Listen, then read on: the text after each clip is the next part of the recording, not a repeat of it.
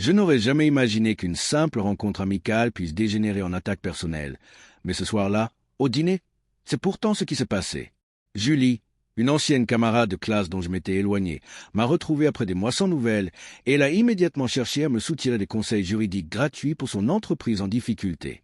J'ai poliment refusé, lui expliquant que sa demande dépassait mes compétences, enfreindrait les conditions de mon autorisation d'exercer et empiéterait sur mon temps libre précieux, insistant sur le fait que mélanger vie personnelle et vie professionnelle risquait de compromettre ma carrière et mon équilibre mental. Je lui ai proposé de lui recommander des avocats compétents, et pendant un instant, j'ai cru que nous renouions des liens. Mais quelques soirs plus tard, lors d'un dîner entre amis, Julie et son petit ami John sont arrivés et m'ont ignoré.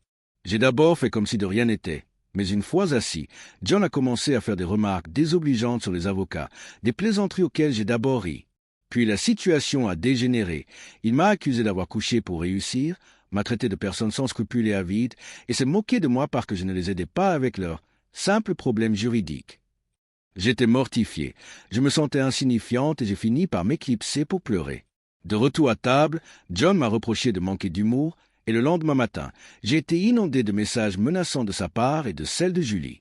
Ils insistaient sur le fait que je les avais ruinés et que j'aurais dû les aider. J'ai tenu bon, expliquant que leur comportement avait rendu tout aide impossible, et je les ai bloqués, en conservant des traces du harcèlement au cas où la situation s'aggraverait. J'ai consulté mon avocat référent, qui m'a rassuré. J'avais agi correctement et ni John ni Julie ne pouvaient me causer de problèmes professionnels, car je n'avais rien fait de mal. Même le barreau a confirmé que refuser de donner des conseils juridiques non sollicités était dans mon droit.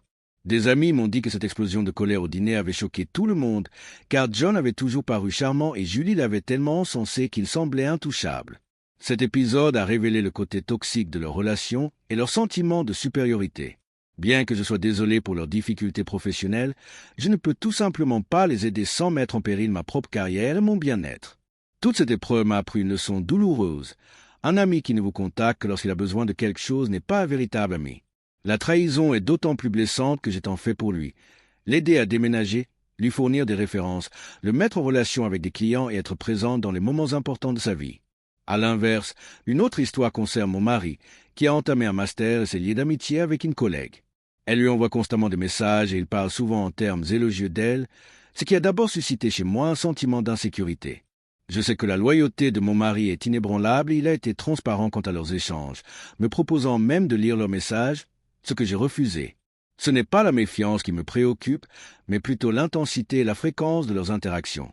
On m'a conseillé de me concentrer sur ma propre valeur et de renforcer notre relation, plutôt que d'essayer de contrôler ses amitiés.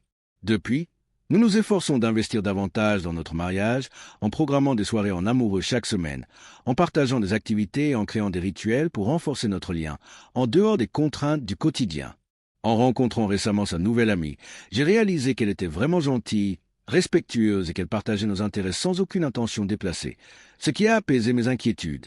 Ensemble, nous travaillons sur notre bien-être personnel, notre communication et nos habitudes relationnelles afin de préserver la force de notre lien, tout en nous ouvrant à de nouvelles amitiés et expériences. Ces situations ont été éprouvantes émotionnellement. Entre la trahison, le harcèlement et l'adaptation à une nouvelle dynamique conjugale, mais elles ont aussi renforcé l'importance des limites, du respect de soi et des efforts constants pour cultiver les relations qui comptent vraiment.